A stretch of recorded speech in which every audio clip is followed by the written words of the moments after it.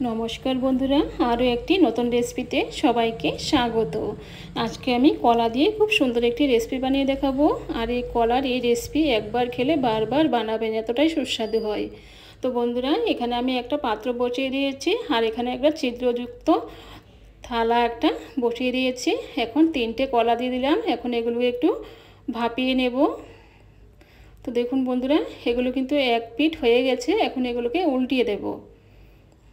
তো 5 মিনিটের মধ্যেই কিন্তু একদিক হয়ে যায়, আর আরেকটা দিক কিন্তু আরও 5 মিনিট এইভাবে ভাপিয়ে নেব, স্টিম করে নেব। তো এখন আবার ঢাকা দিয়ে দেব আরও 5 মিনিটের জন্য। তো আমি চুলার আঁচটায় কিন্তু একদম হাইতে রেখেছি। এখন দেখে নেব হয়ে গেছে কি না। তো দেখুন বন্ধুরা, এগুলো কিন্তু হয়ে গেছে। এখন আমি গ্যাসের চুলাটা কিন্তু বন্ধ করে দিয়েছি। এখন এগুলোকে একটু হালকা ঠান্ডা করে নেব। তো এখনও কিন্তু এগুলো অনেকটাই গরম আছে, আর দেখুন একদম কিন্তু সফট হয়ে গেছে। এখন এগুলোকে আমি যে খোসাগুলো আছে সেই খোসাগুলো ছাড়িয়ে নেব।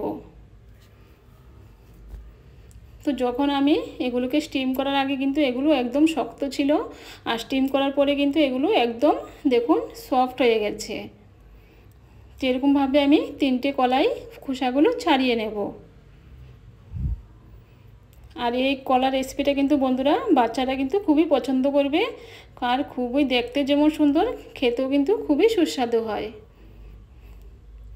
তো দেখুন বন্ধুরা, আমি কিন্তু 3টে কলার এই খোসাগুলো সবগুলো ছাড়িয়ে নিয়েছি।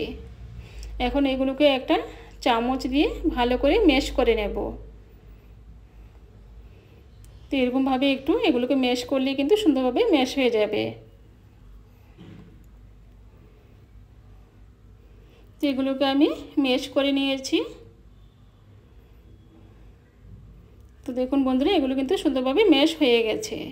এখন দিয়ে দেবো, এখানে আছে নারকেল কুড়া। এখানে 2 চামচ নারকেল কুড়া দিয়ে দিলাম। আর দিয়ে দিলাম 1 চামচ গুড়। আর দিয়ে দিলাম সামান্য একটু এলাচ গুঁড়ো। আর দিয়ে দিলাম সামান্য একটু বিট লবণ। এখন দিয়ে দিলাম 1 বাটি আটা। আমরা রোজ যে আটা খাই, প্যাকেটের আটা, সেই আটাই কিন্তু আমি দিয়েছি। তো আটা দিয়ে করলে কিন্তু ওটা হেলদি হবে, খেতেও কিন্তু ভালো লাগবে।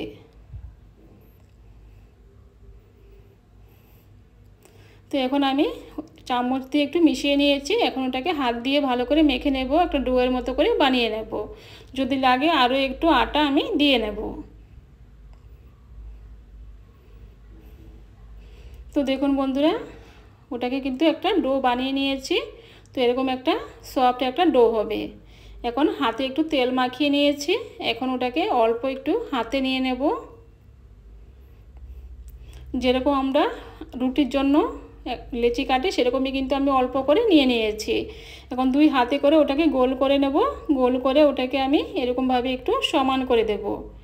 দেখুন এরকমভাবে দাবিয়ে একটু সমান করে দেব, গোল করে নেব সব দিকে। একটু মোটা করে এরকমভাবে গোল করে নেব।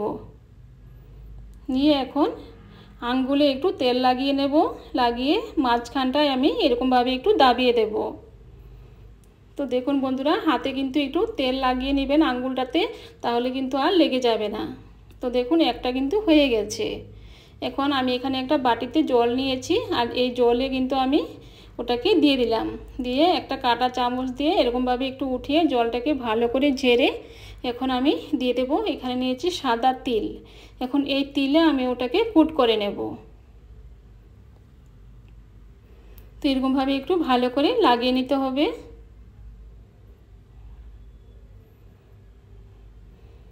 তো দেখুন বন্ধুরা, আমি কিন্তু ভালো করে ওটাকে লাগিয়ে নিয়েছি।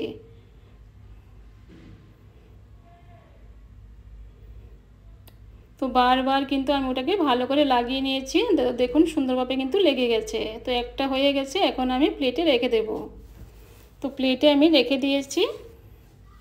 এখন আরও একটা নিয়ে নিয়েছি হাতে, নিয়ে এরকমভাবেই ওটাকে একটু মোটা করে গোল করে নেব। যেরকম বন্ধুরা ডোনাট হয় সেরকমই কিন্তু আমি শেপ দিয়ে নিচ্ছি। নিয়ে এখন একটু আঙ্গুলে তেল লাগিয়ে মাঝখানটা একটু এরকমভাবে দাবিয়ে দেব, ফুটো করে দেব। দিয়ে এখন জলে ওটাকে একটু ভিজিয়ে নেব। নিয়ে সঙ্গে সঙ্গে কিন্তু আমি উঠিয়ে নেব। উঠিয়ে জলটাকে একটু ভালো করে ঝেড়ে নিতে হবে, যাতে কোনো রকম জল না থাকে। বেশি জল থাকলে কিন্তু আবার তেলটা ভিজে যাবে। তো দেখুন বন্ধুরা, সঙ্গে সঙ্গে কিন্তু আমি তিলের উপরে ওটা দিয়ে দিলাম, দিয়ে ওটাকে ভালো করে কুট করে নেব।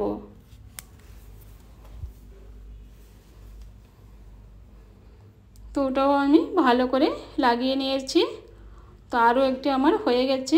তো এরকমভাবে কিন্তু আমি সবগুলো বানিয়ে নেব। তো ওটাকেও প্লেটে রেখে দিলাম। তো এরকমভাবে সবগুলো বানিয়ে নেব। তো সবগুলো আমি বানিয়ে নিয়েছি। তো দেখুন বন্ধুরা কত সুন্দর লাগছে, আর এগুলো কিন্তু ফ্রাই করার পরে কিন্তু দেখতে আরও সুন্দর লাগবে।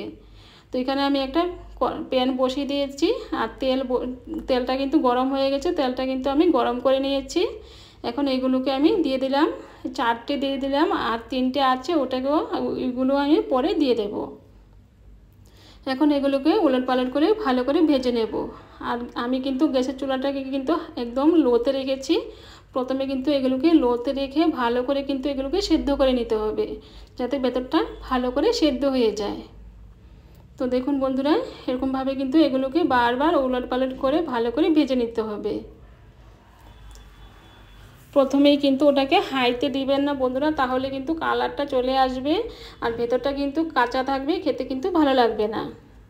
তো এরকমভাবে কিন্তু ওটাকে ভালো করে আমি ভেজে নিয়েছি। এখন কিন্তু আমি গ্যাসের চুলাটাকে মিডিয়ামে করে দিয়েছি। তো এগুলো কিন্তু ভাজা হয়ে গেছে, এখন আমি নামিয়ে নেব। তো এক এক করে সবগুলো উঠিয়ে এরকমভাবে রেখে দেবো, আর তেলটাকে কিন্তু ভালো করে ঝেড়ে নেব।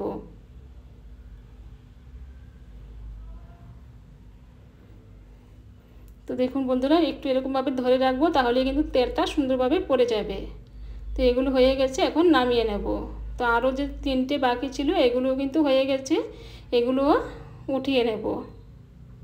আর দেখুন বন্ধুরা, দেখতে কত সুন্দর লাগছে, খুব সুন্দর কিন্তু একটা কালারও চলে এসছে। তো একটা হয়ে গেছে, আরও দুটো একটু বাকি ছিল। তো এগুলোকে একটু ভালো করে ভেজে নেব। তো এগুলো হয়ে গেছে, এখন এগুলো উঠিয়ে নেব। উঠিয়ে এরকমভাবে কিছুক্ষণ ধরে রাখবো, তাহলে কিন্তু তেলটা সুন্দরভাবে পড়ে যাবে। এখন এগুলোকে রেখে দেব। তো দেখুন বন্ধুরা, এখানে আমি একটা পাত্রে রেখে দিচ্ছি। তো দেখুন কত সুন্দর লাগছে দেখতে। তো পাকা কলার এই ডোনাটটা কিন্তু খেতে অসাধারণ লাগে বন্ধুরা। তো ছোট থেকে বড় সবাই কিন্তু খুব পছন্দ করবে, খেতে কিন্তু খুবই ভালো লাগে। তো বন্ধুরা, আমার এই পাকা কলার ডোনাটের রেসিপিটা যদি ভালো লেগে থাকে, আমার চ্যানেলটাকে সাবস্ক্রাইব করে আমার পাশে থাকবে, লাইক করতে কিন্তু বন্ধুরা একদম ভুলবেন না। তো দেখুন বন্ধুরা, একটা ভেঙে দেখাচ্ছি, দেখুন কত সুন্দর হয়েছে, খুবই সুন্দর একটি রেসিপি। তো বন্ধুরা, আজকে এই পর্যন্তই, আবার দেখা হবে অন্য কোনো রেসিপিতে। নমস্কার।